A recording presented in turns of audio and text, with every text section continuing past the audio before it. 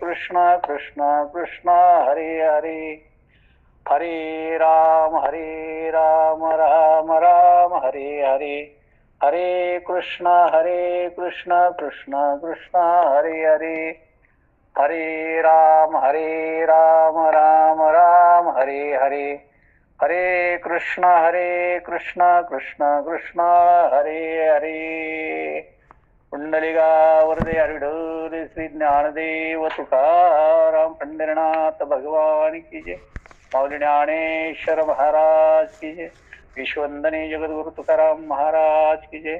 नवनाथ महाराज की जय. श्री रघुनाथ फाउंडेशन या वशिष्ठ गुरुकुल या संस्थेच्या मार्फत सन्माननीय परमपूज्य असणाऱ्या आदरणीय ज्योतिताई यांच्या मार्गदर्शनाखाली भागवत धर्माचा प्रसार, आपले भक्ती ज्ञान वैराग्य याचा जड जीवापर्यंत पोहोचण्याचा एक मानस आहे संस्थेचा, की प्रत्येक संसारूपी सागरांना अज्ञान जाऊन ज्ञानाची प्राप्ती व्हावी, अंधकारमय जीवनातून प्रकाशमय जीवनाकडे यावं आणि एक जीवन जगण्यासाठी प्रेरणा, चैतन्य आणि उत्साह निर्माण व्हावा, हाच एक मुख्य हेतू आहे. आणि हा हेतू अतिशय, हा उपक्रम ताईंच्या मार्गदर्शनातून अतिशय खूप चांगला आहे. परंतु बरेच साधक लोक याचा पुरेपूर फायदा घेत नाहीत. आता मी बऱ्याच लोकांना सांगतो, बऱ्याच भक्तजनांना सांगतो, बऱ्याच साधकांना सांगतो की रात्रीची वेळ अतिशय व्यवस्थित आहे. काही लोकांना त्रासदायक असेल तो भाग अलग आहे, ज्याच्या त्याच्या कर्म प्रारब्धानुसार. परंतु 9 ते 10 या वेळेमध्ये आपली सर्व काम आटोपलेले असतात आणि आपण झोपीचा वेळ असतो. आणि त्यावेळेला 1 तास फक्त आपण चिंतन केलं. 1 तास चिंतन म्हणजे काय, तर ही साधना आहे. आणि हे साधना आपण सांगतो, जप जापे साधना केल्याशिवाय कोणत्याही व्यक्तीला आपल्या संसारूपी सागरामध्ये चैतन्य प्राप्त होत नाही, जीवन चांगलं तो जगू शकत नाही. म्हणून एक श्रवण ही एक साधना आहे आणि साधनेच्या माध्यमातून प्रत्येक साधकाने त्याचा लाभ घ्यावा हीच विनंती करतो. आणि आपल्या श्री तुकाराम गाथा या वाङ्मयाकडे वळतो. पाठीमागच्या शुक्रवारी मला कीर्तन असल्यामुळे मी काही उपलब्ध झालो नाही. ताईंना मी अगोदर सांगितलं होतं. आता तुकाराम गाथा याच्यावरती विवरण करायचं असेल, चिंतन करायचं असेल तर अभंग आणि अभंगाचा अर्थ जेवढं मला साध्य होईल, जेवढं माझ्या बुद्धी कौशल्य भगवान गोरक्षनाथांचा कृपा आशीर्वाद जेवढं मला सांगता येईल तेवढं मी तुमच्या कानापर्यंत पोहोचवण्याचा प्रयत्न करतोय. तुकाराम गाथा याच्याबद्दल मी एक तास स्पष्टीकरण दिलेलं आहे की तुकाराम गाथा जी आहे तर तुकाराम गाथा प्रत्येक अभंगामध्ये तुकोबारायाने विठ्ठलाचं नाम आणि विठ्ठलाचं काम, आपल्याला जर काम जीवन सुजलम सुफलम बनवायचं असेल तर त्याच्यामध्ये, त्या अभंगामध्ये, प्रत्येक अभंगामध्ये काम सांगितलंय आणि ते काम साध्य होण्यासाठी नाम सांगितलंय. म्हणून मानव हा एक भागवत धर्मीय संतांच्या उपदेशाचा हा केंद्रबिंदू मानव आहे. आणि त्यामुळे आत्म उन्नती आपली करायची असेल, आपली प्रगती करायची असेल तर हाच त्याचा प्रधान हेतू आहे या श्री संत तुकाराम गाथेचा. आणि या समाजामध्ये राग असतोय, द्वेष आहे, मत्सर आहे, लोभ आहे, काम आहे, क्रोध आहे, हा जर पूर्णपणे नाहीसा व्हावा असं वाटत असेल आणि आपलं जीवन आनंदी, त्यागी, परोपकारी, आत्मनिर्भर असा जर समाज आपल्याला निर्माण व्हावा असं वाटत असेल तर आपण ह्या श्री तुकाराम गाथा याच्या प्रत्येक अभंगाचं पद आणि चरण आणि पद याचा जर अभ्यास केला किंवा ते नुसतं श्रवण केलं तर खूप काही आपल्या जीवनाला कलाटणी मिळण्यासारखा योग आहे. आणि म्हणून तरच आपल्या मानवी जीवनाची प्रगती होऊ शकते. आणि आत्मउन्नतीचा हा एकमेव असा मार्ग आहे. आणि या जगाच्या पाठीवर जेथे मानव जात शिल्लक आहे, जोपर्यंत मानव जात अस्तित्वात आहे तोपर्यंत या साहित्य वाङ्मय कालबाई कधी ठरणार नाहीत.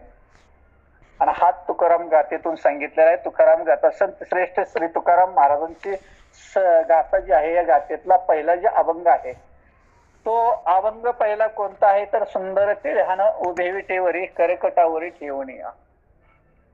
तुळशीहार गळा काश्य पितांबर आवडे निरंतर हिची ध्यान. मकर कुंडले तळपती श्रवणी कंठी कौस्तुभ मणे विराजित. तुका म्हणे माझे हिची सर्व सुख पाहिन श्रीमुख आवडीने. तुळशीहार गळा काश्य पितांबर आवडे निरंतर हिची ध्यान. हा संत तुकोबरायचा प्रथम अभंग आहे. तर माझं असं मत आहे की जो आज प्रथम अभंग आहे तो अभंग त्याच्यावरती मी थोडं आज पहिल्या दिवशी जास्त आहे थोडं विश्लेषण करावं असं माझ्या मनामध्ये आलेलं आहे. आणि त्या पद्धतीने मी विश्लेषण करू शकतो. आणि नंतरचे जे अभंग आहे ते अभंगाचा थोडक्यात भावार्थ सांगून त्याच्यावरती विवेचन करेन. पण आज सुंदरचे ध्यान उभे विटेवरी हा जे अभंग आहे याच्यावरती मी थोडस जास्त विश्लेषण करण्याचा माझा मानस आहे. का विश्लेषण करण्याचं आहे कारण ह्या प्रस्तुत अभंगामध्ये जगद्गुरु तुकोबरा यांनी असा उद्देश केलाय. ह्या पहिल्याच क्रमांकाचा गाथेतला अभंग आहे. पहिल्याच क्रमांकाचा अभंग आहे. आणि हे अभंग पहिल्या क्रमांकाचा असून हा मंगलाचरण हा करणार अभंग आहे. मंगलाचरण म्हणजे कोणताही ग्रंथ लिहायचा असेल तर मंगलाचरण देवाचं स्तुती नमन केलं जातं. आणि म्हणून कोणताही ग्रंथ प्रत्येक संतांनी निर्माण केला त्या ग्रंथामध्ये पहिलीच ओवी स्तवनाची आहे, नमनाची आहे आणि तो मंगलाचरण असते. म्हणून हा अभंगातला पहिला अभंग आहे, गाथेतला अभंग पहिला तो मंगलाचरण म्हणून असा आहे. आणि या ग्रंथाच्या आरंभी म्हणजे सुरुवातीला कोणत्याही आपण कार्याचा जर प्रारंभ करायचा असेल तर शुभ कार्याचा आपण प्रारंभ करतो त्यावेळेला कोणतंही मंगलाचरण घेतो आपण. आणि मंगलाचरण घेण्याची करण्याची भारतखंडामध्ये अति प्राचीन कालापासून ही परंपरा चालवली आहे. आजच अशी नाही तर अति प्राचीन कालापासून चालू आहे. आणि हे न्यायशास्त्रात बसण्या योग्य आहे, वेदशास्त्रात बसण्या योग्य आहे. म्हणून वेद शास्त्र पुराण असेल संत वाङ्मय असेल याचे प्रामाण्य आपण मानू शकतोय, अंगीकारतोय, स्वीकारतो आपण. आणि असा हा अंगीकरणाचा जो मार्ग आहे त्याला शिष्ट असे म्हटलं जातं. आणि अशी जी परंपरा आहे अनुसरणाराच आपण शिस्त संप्रदाय किंवा शिष्ट संप्रदाय असं म्हणू शकतोय. कारण रामायणातील प्रसंग घ्या किंवा लंका विजयाच्या आरंभी प्रभू रामचंद्राने सुद्धा भगवान रामेश्वर या ठिकाणी शिवलिंगाची स्थापना करून प्रथमतः महादेवाचे पूजन केले होते. आणि त्या महादेवाचे पूजन केले म्हणजेच ते काय होतं तर मंगलाचरण होतं. ते कोणताही शुभ कार्य करायचं असेल तर अगोदर मंगलाचरण घेतलं होतं. त्यावेळेला प्रभूने सुद्धा महादेवाचे पूजन केलं, शिवलिंगाचं पूजन केलं म्हणजे ते मंगलाचरण होतं. आता मंगलाचरण का करायचं, कशासाठी करायचं, त्याचं कारण काय. आपण हाती घेतलेलं कोणतंही काम असू द्या, आपण जे हाती घेतलेलं काम आहे ते निर्विघ्नपणे पार पडावं काम, त्याच्यामध्ये चांगल्या पद्धतीने आपल्याला यश प्राप्त व्हावं आणि त्याच्यासाठी मंगलाचरण घेणं आवश्यक आहे. जसं आता आपण चालू केलं किंवा प्रवचन करतो, दररोज करतो त्यावेळेला हरे राम हे सुद्धा मंगलाचरणच आहे. अगोदर भगवंताचं नामस्मरण चिंतन केल्याशिवाय कोणतंही कार्य तडीस जात नाही. आणि म्हणून जे आता आपण हाती काम घेतलेलं कोणी असो, कोणतीही व्यक्ती संसार रूपी सागरातले असू द्या, त्याने जे दररोजचं काम हाती गेलं ना, जो एखादा दररोज कामावरती जात असेल, स्वतःच्या नोकरीवरती जात असेल, लोक मजुरीवरती जात असेल, त्यावेळेला त्यांनी मंगलाचरण म्हणजे काय प्रार्थना करणे गरजेचं आहे. भगवंताला अगोदर शरण जायचं, भगवंताचं दर्शन घ्यायचं आणि मगच आपलं मार्गस्थ व्हायचं, हे हेतू असतो. आणि म्हणून मंगलाचरण म्हणजे काय, मंगल अधिक आचरण. मंगलाचरणाचा जर आपण शब्दाचा विग्रह केला, मंगल अधिक आचरण. मंगल म्हणजे शुभ, चांगलं. जे आचरण म्हणजे आत्मसात करणे, नामस्मरण चिंतन करणे, आपल्यामध्ये बदल करून घेणे, त्याला आचरण म्हणायचं. साधना, साधन, देवाचं नामस्मरण, त्याला सुद्धा आचरण म्हणायचं की चांगलं आचरण करणे. आणि ह्या मंगल म्हणजे कल्याणदायक आहे, शुभदायक आहे. मंगल हा शब्द सुखदायक आहे, कल्याणकारक शब्द आहे, शुभदायक आहे, सुखदायक आहे, असा हा शब्द वापरला जातो. आणि आचरण म्हणजे काय तर आपले सदवर्तन. आचरणामध्ये सदवर्तन, सत्कर्म करणे हा त्याच्या पाठीमागचा येतोय. म्हणून तात्पर्य पाहायला गेलं तर मंगलाचरण म्हणजे काय तर एक विशिष्ट प्रकारची सत्क्रिया किंवा एक विशिष्ट प्रकारचे भगवंताचे वर्णन करणे हा एक त्याच्या पाठीमागचा उद्देश आहे. म्हणून शास्त्रामध्ये मंगलाचरणाचे मुख्य 3 प्रकार सांगितलेले आहेत. शास्त्रामध्ये मंगलाचरणाचे किती प्रकार सांगितले? 3 प्रकार सांगितलेले. पहिला प्रकार आहे आशीर्वाद रूप मंगलाचरण.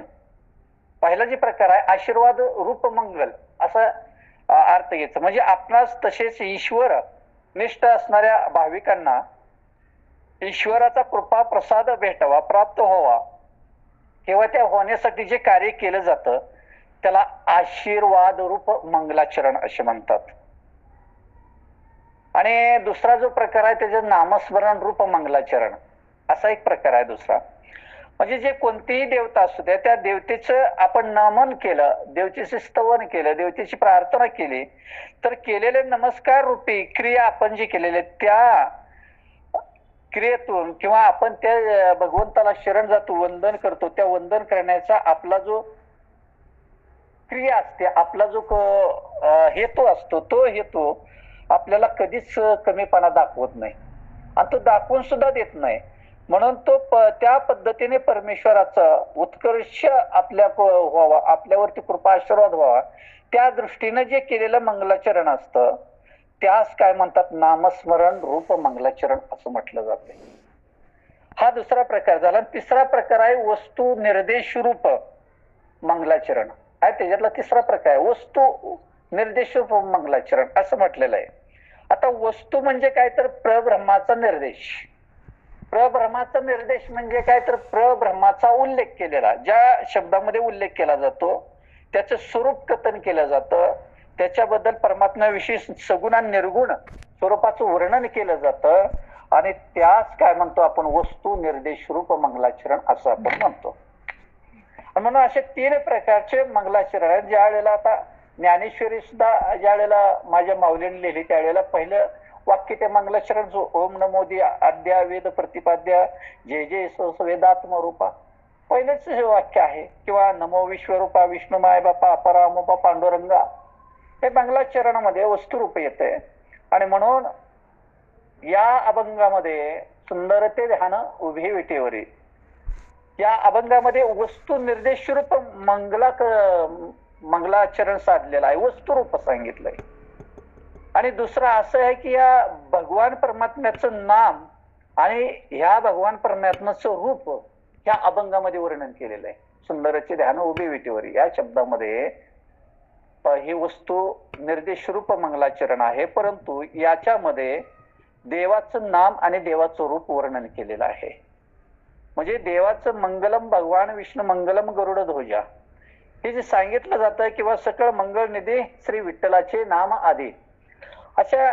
तसेच या अभंगामध्ये सुद्धा विटेवरी उभ्या असणाऱ्या रूपाचं वर्णन केलंय. जो विटेवरती देव उभा आहे भगवान पांडुरंग परमात्मा याच्या रूपाचं वर्णन केलेलं आहे.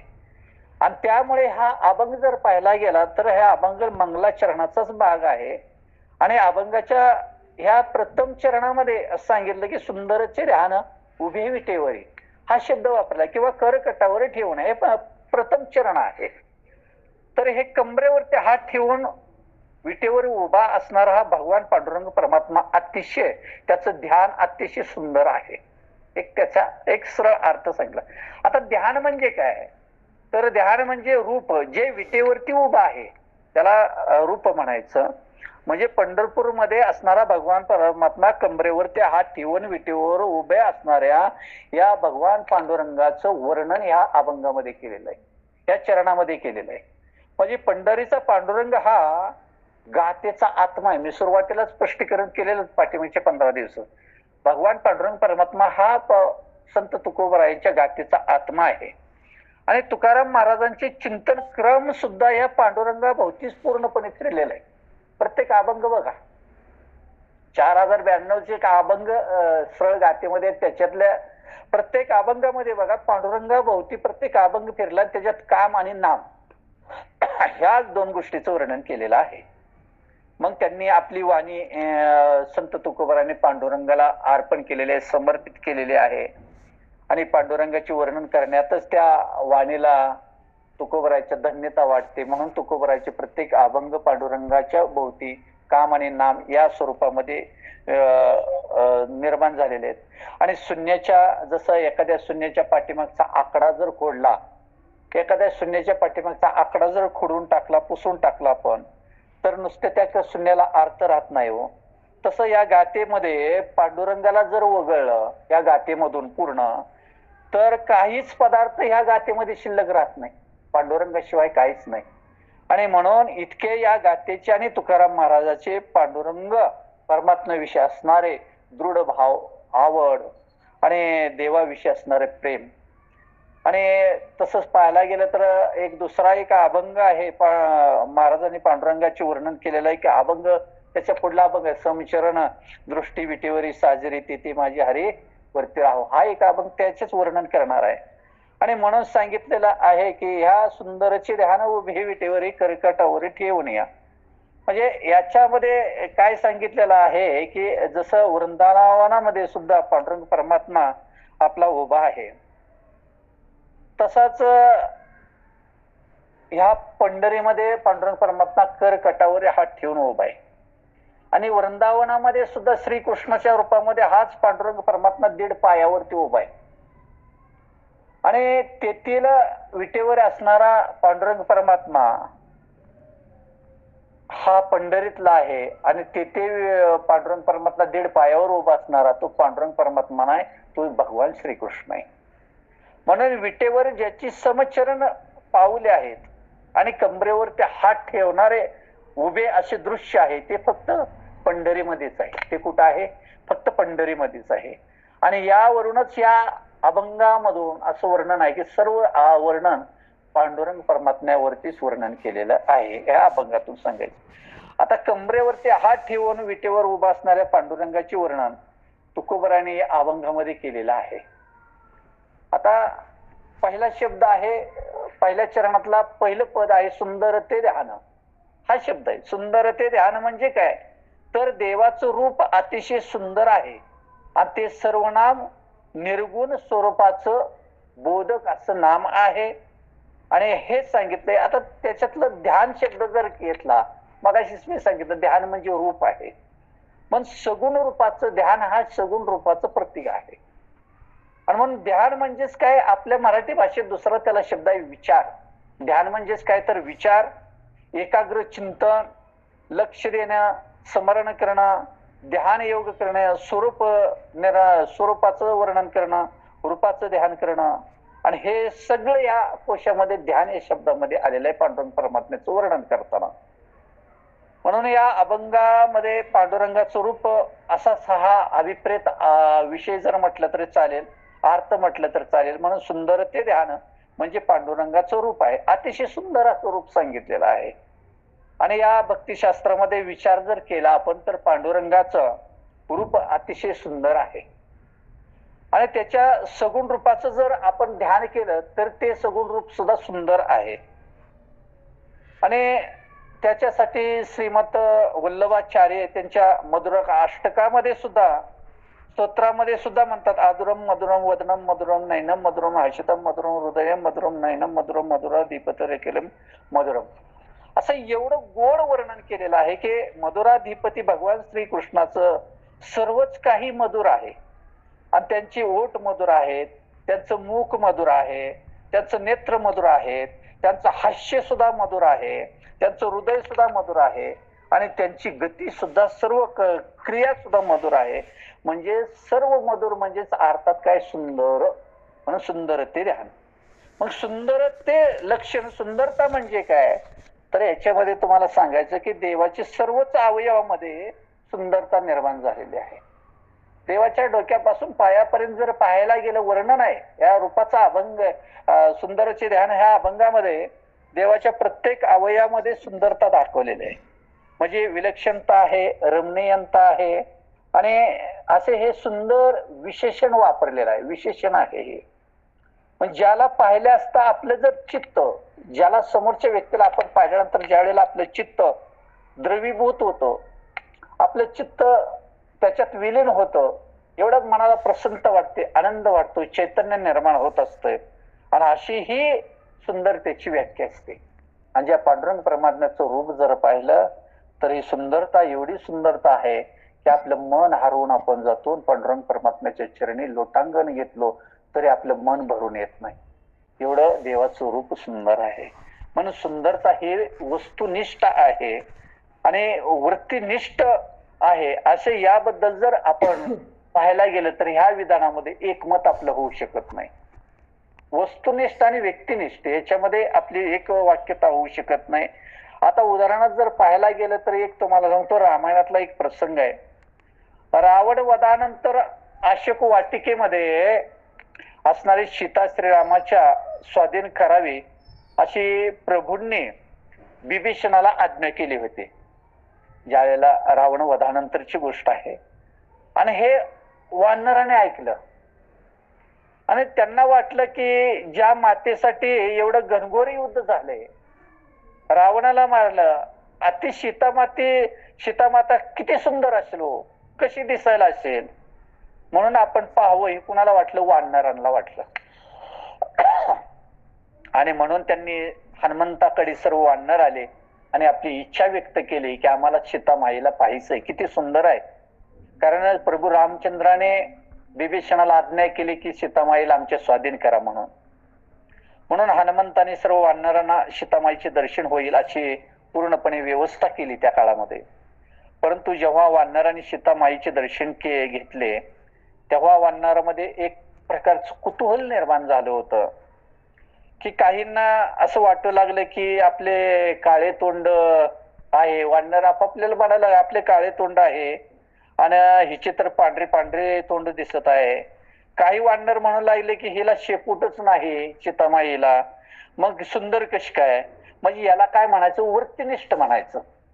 ह्या म्हणजे जसं आपण दुसऱ्याकडे पाहतो तसा आपला दृष्टिकोन असतो तसं आपल्याला दिसत, ज्या चष्म्यातून आपण पाहू लागतो तसं समोरच्या वस्तूला एखादी वस्तू चांगली सुंदर आहे पण त्या वस्तूला जर आपण कुरूप या भावनेने पाहिलं तर तेच आपल्या डोळ्याला दिसणार आहे ना.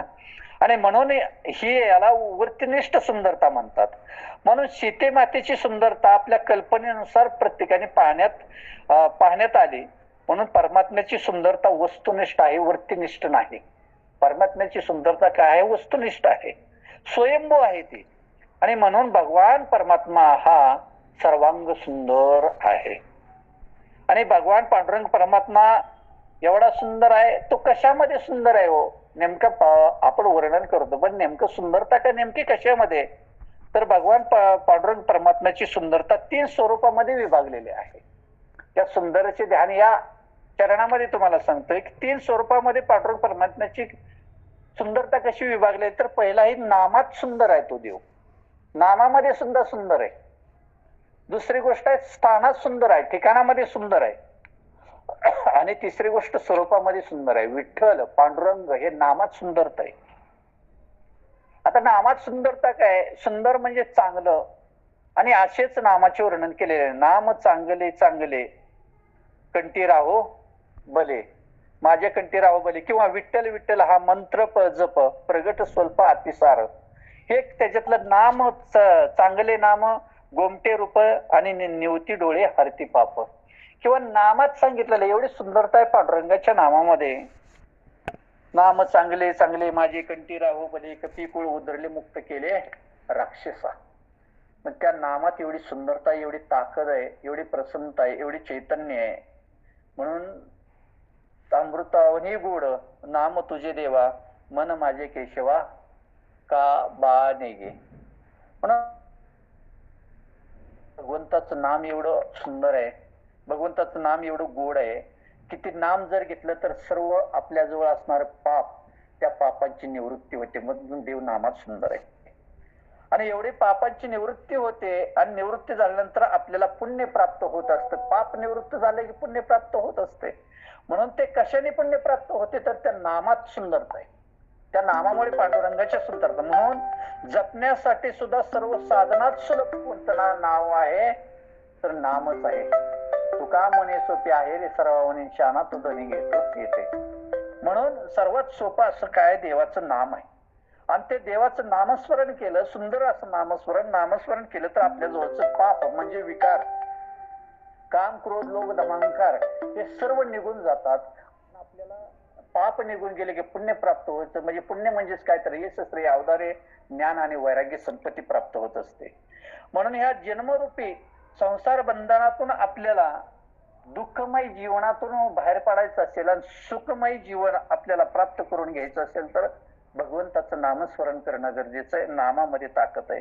आणि म्हणून सर्व संतांनी आपल्याला नाम हे चांगलं आणि सुंदर आहे असं वर्णन केलेलं आहे. हे नामातली सुंदरता सांगितली. दुसरा प्रकार त्याच्यातला आहे, मगाशी मी तुम्हाला स्थानात सुंदर आहे, ठिकाणामध्ये सुंदर आहे. भगवंताचं ध्यान हे सुंदर आहे, भगवंताचं स्थान हे सुंदर आहे.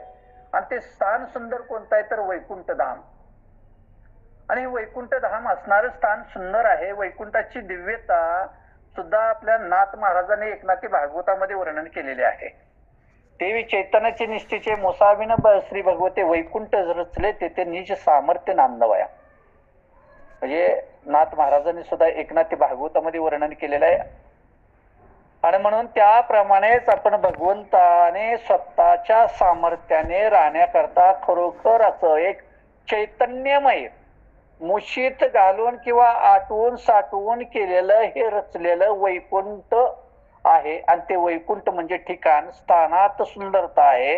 आणि ते ठिकाण दिव्य असं तयार केलेलं आहे. म्हणून देवाचं स्थानात सुद्धा सुंदरता आहे. आणि तोच मंडप, तोच ठिकाण रत्नाने हिरे माणिक मोत्याने घडवलेला आहे. आणि असे त्या वैकुंठामध्ये 1000 खांब माणिकाने तयार केलेले आहेत. आणि त्या मंडपाच्या मध्यभागी एक सुंदर असं सिंहासन त्यांनी बनवलेलं आहे. आणि त्या सिंहासनावरती सर्व देवांचे स्वामी अखिल कोट ब्रह्मांड नायक सकल गुण निधान भगवान परमात्मा भगवती माता लक्ष्मी समवेत तो देव त्या ठिकाणी विराजमान झालेला आहे. म्हणजे मुळात भगवान परमात्मा हाच सुंदराची खान आहे. हाच सुंदराची खान आहे. म्हणून त्या भगवंताच्या भगवंताच्या चरण कमलांनी सुद्धा पावड झालेलं हे वैकुंठ भुवन आहे. म्हणजेच तो देव काय आहे, स्थानात सुद्धा सुंदर आहे. म्हणून सध्या भगवंताचं ध्यान किंवा भगवंताचं धाम, स्थान, ठिकाण एवढं सुंदर आहे वैकुंठ. आणि तेच वैकुंठ सुंदर भूमी पांडुरंग परमात्म्याने ज्या सुखाकारणे देव वेडावला वैकुंठ सोडून संत सदने आला. आणि तोच भगवान पांडुरंग परमात्मा त्यांनी पंढरीला येऊन ती वैकुंठ भूमी तयार केली. म्हणून स्थानात देव सुंदरचे ध्यान कर्कटावर ठेवून या पंढरपूरला तो स्थानात सुंदर झालेला आहे. कारण पंढरपूर हे भूवैकुंठ आहे आणि ते अतिशय सुंदर आहे. स्वर्ग प्राप्त स्वर्गात जे वैकुंठ आहे तेच वैकुंठ या मृत्यू लोकामध्ये तुमच्या आमच्यासाठी निर्माण केलेला आहे. म्हणून सध्या हे सांगितलं म्हणून म्हटलं जातं पंढरपूरला एवढं बरवे पंढरपूर विठोबा रायाचे नगर असं सुद्धा म्हटलं जातं. म्हणून भगवान पांडुरंग परमात्म्याने ह्या वैकुंठ भूमीवरती विटेवरती देव उभा आहे, कमरेवरती हात ठेवून उभा आहे. ते स्थान त्या ठिकाणी उभा आहे, ते ठिकाण उभा आहे. तो कशावरती उभा आहे, विटेवरती उभा आहे. आता ही वीट सुद्धा अत्यंत सुंदर आहे. हो वीट ते स्थानात सुंदर सांगितलं. वीट सुद्धा एवढी सुंदर आहे, एवढी वीट सुंदर आहे की ती वीट सुद्धा सामान्य नसून जे स्वर्गाचा अधिपती आहे तो इंद्र आहे. आणि इंद्राच्या रूपामध्ये ते वीट या पंढरी पांडुरंग परमात्म्याच्या ठिकाणी येऊन उभं राहिले. त्या विटेवरती देव विराजमान झालेला आहे. असे एक कथा एकेकाळी तुम्हाला सांगतो. वर्तासुर नावाचा दैत्य होता आणि वर्तासुर नावाच्या दैत्याच्या बरोबर घनघोर असं तपश्चर्या युद्ध त्यांनी तपश्चर्या करीत बसला. कोण वर्तासुर नावाचा दैत्य तपश्चर्या करत बसला. त्यावेळेला इंद्राला काळजी वाटली की माझं पद घेण्यासाठी तो तपश्चर्या करतोय, आणि त्या इंद्राला शंका आली त्या काळामध्ये, म्हणून माझे स्वर्गाचे राज्य घेण्याकरताच तो तपश्चर्या करीत आहे असं इंद्राला शंका आली, म्हणून त्याने त्या द्वेषापोटी माझं राज्य घेईल म्हणून ह्या द्वेषापोटी इंद्राने त्याचं काय केलं, मुंडक तलवारीने उडवलं आणि ते दैत्य शिर खाली पडता त्या इंद्राला त्याने शाप दिला, अरे मी तुझ्या स्वर्गाकरता तपश्चर्या करीत नव्हतो बा, तरी तू माझा अपराध नसताना सुद्धा तू मला माझा शिरच्छेद केला, मला तू मारलं, आणि म्हणून तुला मी आज शाप देतो, तो दिंडीर वनात जाऊन वीट होऊन पडशील असा शाप त्यावेळेला वरतासुर दैत्याने इंद्राला दिला.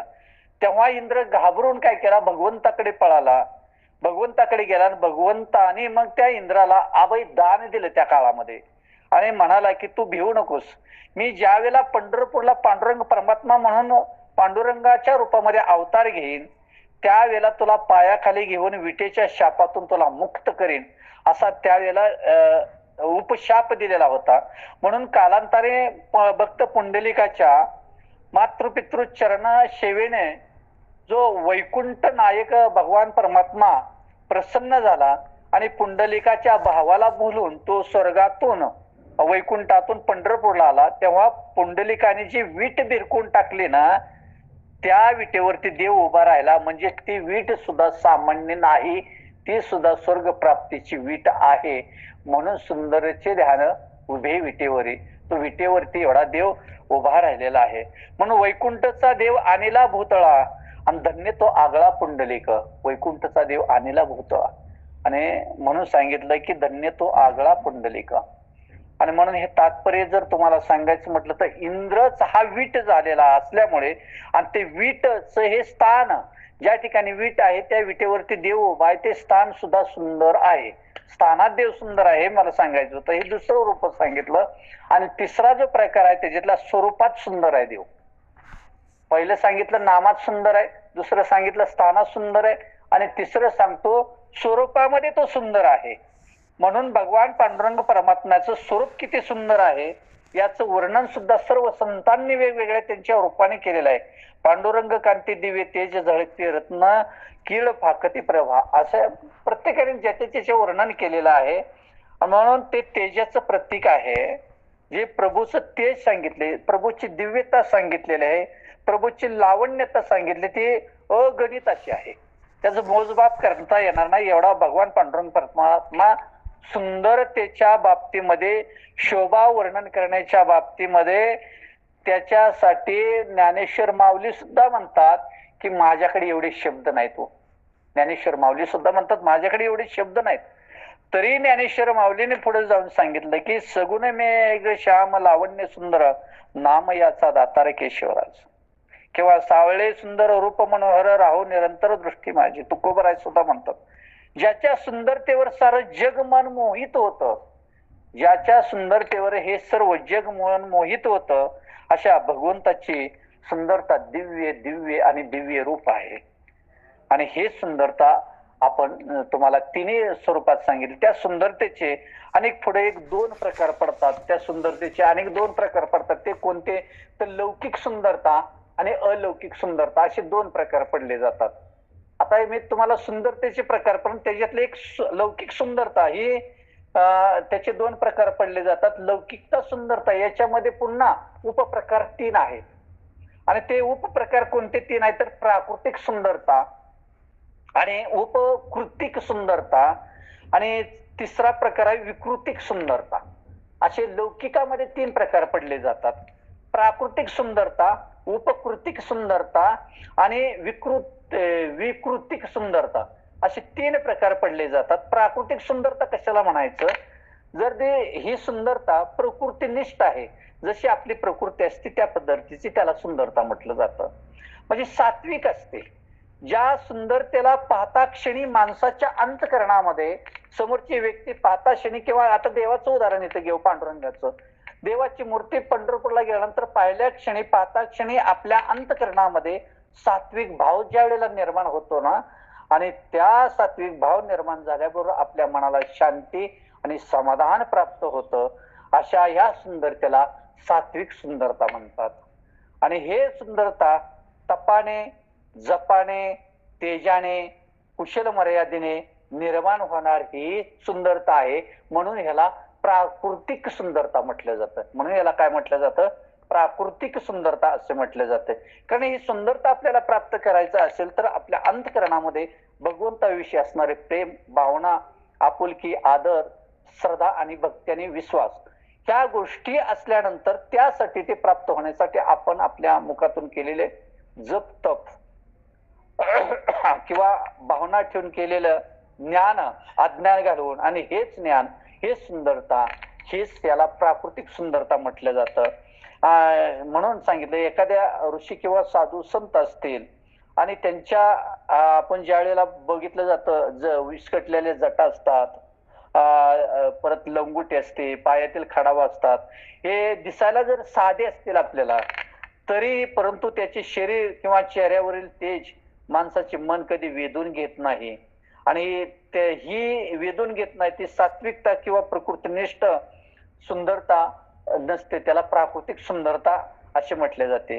म्हणजे जसं एखादं लहान जर बालक आपण घेतलं, लहान मूल जर असेल आणि त्याचा पोशाख किती चांगला असतो, त्याला आपण वेगवेगळे अलंकार घालतो, गळ्यात कानात सगळीकडे, मग ती सुंदर किती बाळ दिसतं.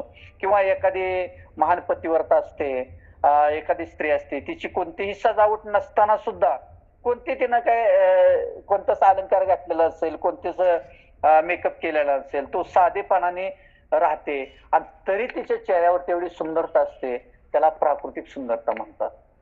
आणि म्हणून ही जे प्राकृतिक सुंदरता आहे ती नदी, पर्वत, निसर्ग आणि या सात्विकतेच्या सुंदरतेतून ही प्राकृतिक सुंदरता निर्माण होत असते. आणि काही न करता ज्याला निसर्गाने सुंदरता दिली, काही नाही करता, मेकअप न करता, काही नाही करता, ज्याला निसर्गाने सुंदरता दिलेली आहे त्या सुंदरतेला प्राकृतिक सुंदरता असे म्हणतात. आणि त्याच्यातला लौकिक सुंदरतेतला पहिला प्रकार प्राकृतिक सुंदरता झाला. आणि दुसरा प्रकार जे सांगायचं म्हटलं तर उपकृतिक सुंदरता. उपकृतिक सुंदरता असं म्हटलंय, ही सुंदरता मानवी कृत आहे, मानवाकडून तयार केली जाणारी जी सुंदरता त्याला उपकृतिक सुंदरता असं म्हटलं जातं. अनेक पदार्थाच्या साह्याने माणसं काय करतात, ती सुंदरता आपल्याला तयार केली जाते, त्याला राजस सुंदरता म्हणतात. निसर्गात ते सुंदरता नसते व आपण स्वतः तयार करतो. म्हणजे कसं करतो, अंगावरती नाना प्रकारचे कपडे घालणे, वेगवेगळे एखाद्याला आकर्षक होईल असे कपडे घालणे, वेगवेगळे अलंकार आपल्या अंगावरती घालणे, हार तुरे धारण करणे, म्हणजे जेवढा आपल्याला शोभल अशा गोष्टी आपण जे करतो त्या सुंदरतेला काय म्हणायचं, उपकृतिक सुंदरता असं म्हणायचं. आता उदाहरणार्थ जसं लग्नामध्ये वधूवर मेकअप करतात, नवरा नवरी मेकअप करतात, सर्व अलंकार घालतात, शृंगारतात. किंवा पोळ्याच्या दिवशी बैलाला सजावट केली जाते, बैलावरच्या अंगावरती झूल घातली जाते, ते गोंडे वगैरे लावले जातात. किंवा हिरो हिरोईन असतात, नटनाट्य असतात, राजा राणी असतात, एवढे ते सुंदर दिसण्यासाठी एवढे कृती करतात, ती कृत्रिम असतं, म्हणून त्याला उपकृतिक सुंदरता असं म्हटलं जातं. आणि ही तयार केलेली सुंदरता ही दिखाऊपणा, थोड्या वेळाने ज्या वेळेला मेकअप केल्यानंतर 1 तासानंतर बघा त्यांचा चेहरा कसा दिसतो, मग त्याला म्हणायचं उपकृतिक सुंदरता. आणि तिसरा जो प्रकार आहे तो विकृतिक सुंदरता. म्हणे ही सुंदरता तामशी वृत्तीची असते आणि या सुंदरतेने तामस भाव निर्माण होतो आणि भाव निर्माण झाल्यानंतर माणसाचं मन विकृत स्वरूपाला जातं, व्याभिचाराकडे वळलं जातं आणि दुर्वासना निर्माण होतात, दुर्भाव निर्माण होतात. आणि मग हे मनुष्य ह्यामध्ये काय व्याभिचार करतो, दृष्ट भावनावर ठेवतो, एखाद्याबद्दल द्वेषाची भावना निर्माण करतो. आणि मग अशामुळे काय होतं, की आपल्या मनाला विकृती स्वभाव प्राप्त होतो. म्हणून जो चेहऱ्यावरती जो भाव त्या ज्या ज्या दृष्टिकोनातून दिसतो, व्याभिचाराच्या दृष्टिकोनातून असेल, दृष्ट भावनेच्या दृष्टिकोनातून असेल, आणि मग त्याला काय म्हणतात, विकृतिक सुंदरता असे म्हटलं जातं त्याला. आणि म्हणून सांगितलं की स्त्री आणि पुरुष असतील, तरुण आणि वृद्ध असतील, सर्व ज्याच्या त्याच्या त्या सुंदरतेच्या मागे धावत असतात. कारण इतकी सुंदरता त्यांना हवीशी वाटते की सुंदरता शिवाय ती लहान थोर माणसं सुद्धा राहू शकत नाही. आणि मग त्याला ती सुंदरता मोहित करते आणि मग त्याला म्हणते की आपण नटलं पाहिजे, अलंकार घातले पाहिजे. आणि ह्या सुंदरतेला काय म्हणतात, प्राकृतिक सुंदरता असे म्हटलं जाते. म्हणून ज्या वेळेला तुळशी रामायणात सुद्धा वर्णन आले किंवा लौकिकामध्ये सुंदरता कशी आहे यातील भगवंताचं एक उदाहरण सुद्धा तिथं नाही हो आलं. कुठल्या देवाने कधी पाहिलंय का एवढं देवाने मेकअप केलाय, काय केलाय, किंवा एखाद्या ब्रह्मचार्याने मेकअप केलाय, जप तप साधना करणाऱ्या मेकअप केलाय, संन्यासी लोकांनी मेकअप केलाय. कारण त्यांना निसर्गाकडूनच सुंदरता प्राप्त झाली, कारण त्यांच्या हृदयामध्ये देवाचं स्थान आहे. देवाचं विराजमान त्या हृदयामध्ये देव असल्यामुळं बाहेरच्या अंगाडी तुम्ही नटला काय नाही नटला काय, कपडे चांगले घातले काही नाही, कपड्यावरून सुंदरता नसते तर त्याच्या चेहऱ्यावरची तेज असतं, त्याला सुंदरता म्हटलं जातं. म्हणून सुंदरचे ध्यान असं म्हटलेलं आहे. म्हणून भगवंताची सुंदरता ही अलौकिक आहे. त्या लौकिकच मी सांगितलं, भगवंताची सुंदरता लौकिक आहे.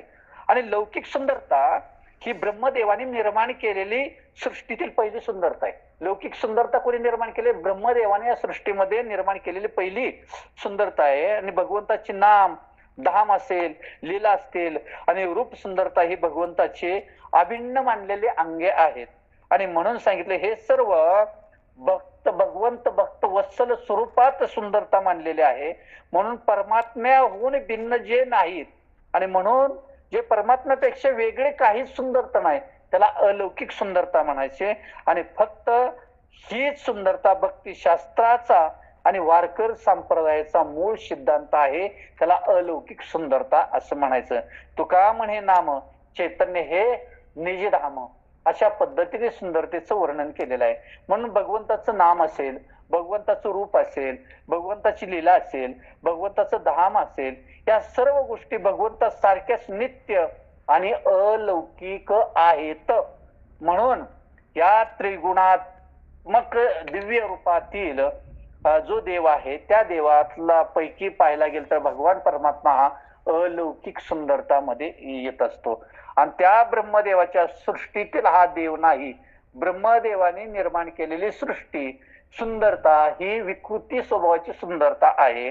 आणि ब्रह्मदेवाच्या सृष्टीतील सर्व पदार्थ प्रकृतीचे कार्य करत आहेत आणि म्हणून ती प्राकृतिक सुंदरता त्याला म्हटलं जातं, विकृतिक सुंदरता म्हटलं जातं. आणि भगवंताचं नाम आणि त्याचं कार्य, त्याचं ध्यान सर्व भगवंताच्या स्वाधीनच असतं. आणि स्वतः तो देव शुद्ध सत्वगुण प्राप्त करतो आणि मायेचं कार्य करतो. आणि म्हणून त्याला ब्रह्मदेवाला ही कळत नाही. म्हणून माझा भगवान पांडुरंग परमात्मा अलौकिक सुंदरतेच्या पलीकडचा आहे. म्हणून सुंदरचे ध्यान असं म्हटलेलं आहे. मग आपण जर ही महाभूत बघितली, पंचमहाभूताचा आपला नरदेह आहे, देवाचा सुद्धा पंचमहाभूताचं नरदेह, पण जे मानवाला व्याधी पीडा आहे ते देवाला नाहीत. देवाने अवतार घेतला मानवी शरीरामध्ये, पण आपलं शरीर पंचमहाभूताने व्याप्त झालेलं शरीर आहे आणि देवाचं शरीर नाही. म्हणून पंचमहाभूतामध्ये जे कार्य आहेत तेवढेच कार्य ब्रह्मदेवाला सुद्धा कळतात. पण तात्पर्य असं आहे की भगवंताची सुंदरता अलौकिक आहे, भगवंताची सुंदरता अप्राकृतिक आहे, भगवंताची सुंदरता ब्रह्मदेवाच्या सृष्टीच्या पलीकडची आहे, म्हणजे लौकिकाच्या पलीकडचे अलौकिकाचे. असं हे सुंदर रूप, सुंदरचं ध्यान करून भगवान परमात्मा आपल्या विटेवरती विराजमान झालेला आहे. आणि असे तुकोबरायांनी या प्रथम चरणामध्ये वर्णन केले, सुंदरचे ध्यान उभे विटेवर, एवढं सांगितलं. म्हणून भगवान पांडुरंग परमात्मा सुंदर रूप धारण करून विटेवरती उभा आहे. म्हणजे मागील जर कथा पाहिली आपण तर द्वारकेमध्ये देवाने लीला केल्या आहेत. त्यावेळेला भगवान वैकुंठाला न जाता सरळ त्या द्वारकेतनं लीला करून कुठे आले? पंढरपूरला देव आले. आणि त्यावेळेला ते भक्त पुंडलिक मातृपितृ सेवा करीत होते आणि त्यांच्या त्या भक्तीनं प्रसन्न होऊन भगवान परमात्मा दर्शन देण्यासाठी त्यांच्या घरी गेला. कुणाच्या? पुंडलिकाच्या घरी गेला देव.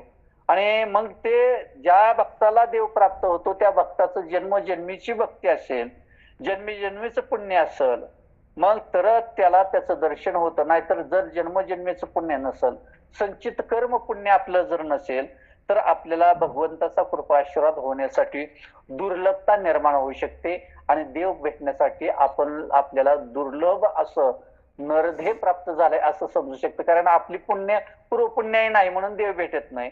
मग पुंडलिकाला सुद्धा एवढा आई वडिलांचं त्यांनी हाल केलं, पण शेवटीला देव प्राप्त झाला का, तर पुंडलिकाची पाठीमागची पुण्याई चांगली होती आणि त्या पुण्यामध्ये त्याचं कर्म चांगलं होतं, म्हणून देव ह्या जन्मात त्याला भेटायला आला. म्हणून पुंडलिकाने देवाला दर्शन देण्याचे कारण विचारले, तेव्हा भगवान परमात्माने उत्तर दिलं की तुझे मातृपितृ सेवा तू केली आणि त्या सेवेचं फळ भेटलं, मी पाहिलं आणि त्याचं फळ देण्यासाठी मी तुला भेट दिलेली आहे. म्हणून तू माता पित्यांची सेवा केली, त्या पुण्याने मी प्रसन्न झालो आणि मी तुला दर्शन देण्यासाठी आलो. हे पांडुरंगाने त्याला उत्तर दिलं, कारण दिलं. आणि म्हणून माझ्या पित्याचा होईल निद्राभंग न घडी प्रसंग बोलवण्याचं. आणि त्यावेळेला पुंडलिकारायाने सांगितलं की माझ्या पित्याचा काय होईल, निद्राभंग होईल, झोपेतून ती उठू शकेल, झोप मोड होऊ शकेल, म्हणून तू थांब. म्हणून ती जवळच असलेले वीट होते, ती वीट फेकली आणि त्या विटेवरती देव उभा राहिलेला आहे. म्हणून देवाच्या बोलण्याने किंवा देवाच्या कृतीने, देवाच्या आगमनाने माझ्या वडिलांची काय होईल, निद्राभंग होईल, झोप मोड होईल. आणि म्हणून त्यासाठी घरी असलेली त्या काळातली एक जुनी वीट होती, जुनी वीट, आणि ती जुनी वीट देवाकडे अशी फेकली आणि देवाला म्हणला तू त्या विटेवरती थांब. आणि ज्या विटेवर देव उभा राहिला तीच वीट म्हणजे ते इंद्र पदाने प्राप्त झाले. इंद्र त्या विटेमध्ये निर्माण झाला, ते वीट आले, कारण इंद्राला शाप दिला, त्या शापातून उपशाप मिळण्यासाठी, त्याच्यातून मुक्तता होण्यासाठी इंद्र तो वीट झाला. म्हणून मागाशी सांगितलं स्थानात तो सुंदर आहे. आणि म्हणून त्या प्रेमापोटी, आई वडिलांच्या सेवेच्या प्रेमापोटी देव स्वर्गातून ज्या सुखाकारण देव वेडावला, वैकुंठ सोडून सदसज्ञ राहिला, तो देव तिथून आला. पांडुरंग परमात्मा पंढरीला आला, जिथं पुंडलिकाराया होते तिथं आले आणि त्या ठिकाणी विराजमान झाले. म्हणजे देव कितीही उंच ठिकाणी असू द्या, देवाचं स्वतःचं अस्तित्व असू द्या, देव कितीही महान असू द्या, पण भक्ताचं कल्याण होत असेल, जड जीवांचा उद्धार होत असेल, परिवर्तन होत असेल, तर उंच शिखरावरती असणारा देव सुद्धा भक्ताच्या चरणाजवळ येत असतो आणि विनंती करतो, लागून या पाया विनवतो तुम्हाला. म्हणजे एवढ्या खाली येण्याची तयारी फक्त देवच करू शकतो आणि संतच करू शकतो. म्हणून तो देव संत रूपामध्ये मृत्यूलोकात आज विराजमान झालेला आहे. म्हणून पुंडलिकाचा भक्तिभाव जाणला भगवंताने आणि भगवान प्रसन्न झाला आणि त्या विटेवरती येऊन उभा राहिलेला आहे. म्हणून देवा, माझ्या गावाहून मी दूर असा आलोय, मला आता परत जायचं नाही, मी वैकुंठावरून आलोय तुझ्यासाठी, मला परत जायचं नाही. मग त्यावेळेला पुंडलिक म्हणला, माझ्या आई वडिलांची सेवा करायला मला वेळ लागेल, तोपर्यंत थांब. मग त्यावेळेला देव म्हणला, मी थांबू शकतो, मला परत जायचं नाही. आणि म्हणून तो कर्कटावर ठेवून उभा आहे. म्हणून तो देव या ठिकाणी आला. आणि आजही पाहायला गेले तर पांडुरंग परमात्मा प्रत्येक जण आता पंढरपूरला जातो, वारीला जातो, मासिक एकादशीला जातात, 15 दिवसाची एकादशीला जातात. तो भगवान परमात्मा त्या ठिकाणी समचरण साजरे त्या ठिकाणी विटेवरती अजून सुद्धा उभा राहिलेला आहे. आणि तो उभा राहिलाय आणि त्याचं भाग्य तर मोठं आहे, पण आपलं परम भाग्य आहे. आपल्याला देव स्वर्गातून वैकुंठातून येऊन आपल्याला दर्शन देत असेल आणि मग आपलं किती मोठं भाग्य असेल. म्हणून त्या ज्या विटेवरती उभं राहिलं ते वर्तासुराच्या शापाने शापित झालेली पडलेली वीट म्हणजेच ती काय आहे, तर इंद्रपद आहे, इंद्र आहे. आणि त्या इंद्राने भगवंताला शरण गेल्यामुळं आणि आज त्याला सुद्धा भाग्य प्राप्त झालं की इंद्र सुद्धा चरणाशी गेला तर शापातून मुक्त झाला. आणि आपण पांडुरंग परमात्म्याच्या चरणाजवळ गेल्यावर आपण का मुक्त होऊ शकत नाही? पण तेवढे आपल्याकडे असणारा भाव पाहिजे, देवाकडे जाण्यासाठी आवड पाहिजे. आवडीने भावी हरिनाम घेशी, तुझी चिंता त्याशी सर्व आहे. पण आपल्या मनामध्ये देवाविषयी आवड नाही, आपल्या मनाविषयी देवाविषयी प्रेम नाही. आता एखाद्याला बऱ्याच ठिकाणी मी सांगतो, बऱ्याच लोकांना, आमच्या साधकांना सुद्धा सांगतो, नामस्मरण करा, चिंतन करा, पूजा मांडा. तर अनेक लोकांची बरीच कारण असतात, अहो ते जमतच नाही, हे जमत नाही. आणि मग आपण भगवंताकडून अपेक्षा का करावी? आधी आपल्यामध्ये बदल केला पाहिजे. आपण जर बदल केला तरच देव आपल्याला देऊ शकतोय. म्हणून आपण आधी क्रियाशील आणि कृतिशील होणं आवश्यक आहे. म्हणून या पुंडलिकाची प्रार्थना त्या इंद्राने केली आणि इंद्र त्या शापातून मुक्त झाला. आणि त्या शापातून मुक्त झाला, पण तो देव अजून सुद्धा त्या विटेवरती उभा आहे. उभे विटेवर या पदाने, या शब्दामध्ये तुकोबराय सांगतात, पांडुरंगाचे, पंढरीच्या, विटेचे आणि ह्या अभंगातल्या जे शब्द वापरला उभा विटेवर, याच्यातली दिव्यता प्रगट केलेली आहे. या विटेमध्ये किती ताकद मोठे, विटेमध्ये किती मोठं चैतन्य आहे, विटेमध्ये किती लोकांना सामावून घेण्याचं दुःख सामावून देव घेतो आणि आपल्याला सुखाची प्राप्ती करून देतो. म्हणून हे कारण एवढं वर्णन केलेलं आहे की वेद प्रणरहित सुद्धा आहे, वेदशास्त्राच्या पलीकडचं सुद्धा कारण म्हणता येईल, वाङ्मयाच्या पलीकडचं सुद्धा कारण म्हणता येईल.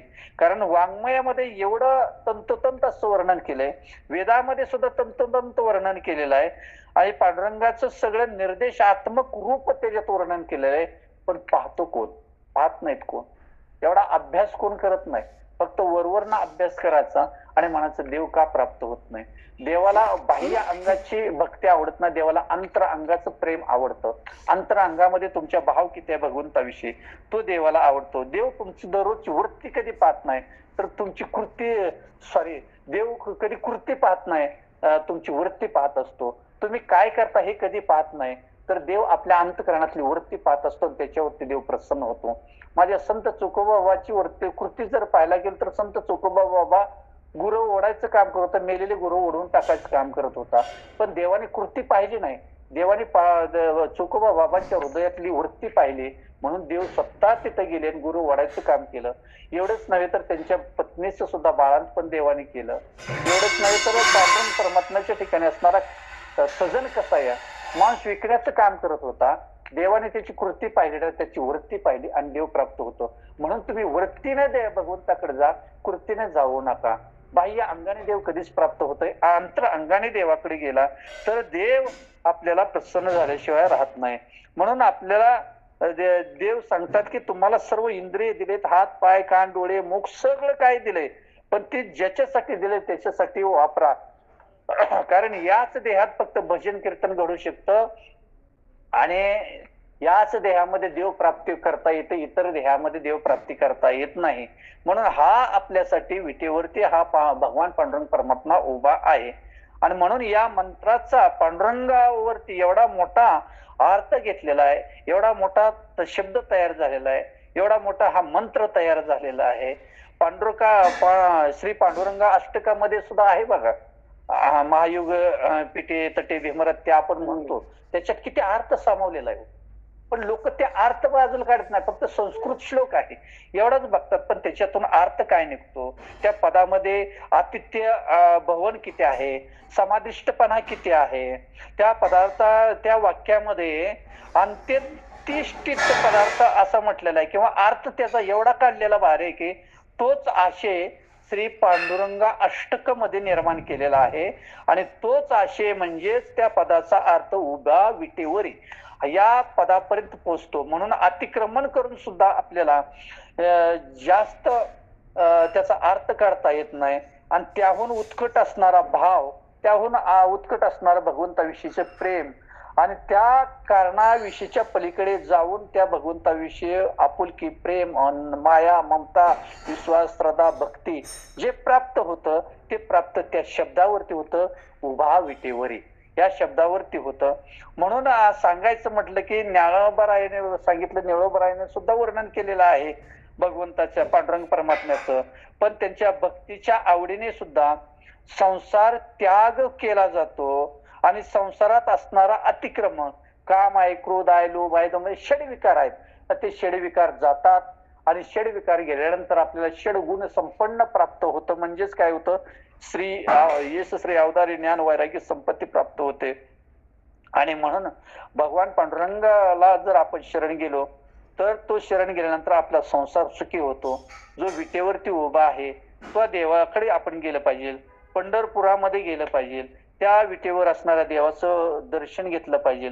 आणि मग आपल्या संसारात असणारे सगळे विघ्न दूर निघून जातात आणि संसार आपल्याला तरुण जाण्यासाठी देव आपल्याला सहकार्य करत असतोय. आणि म्हणून त्या पांडुरंग परमात्म्याला म्हटलं, कर कटावर ठेवण्या. पांडुरंगाने आपले दोन्ही कर कमरेवरती ठेवलेले आहेत.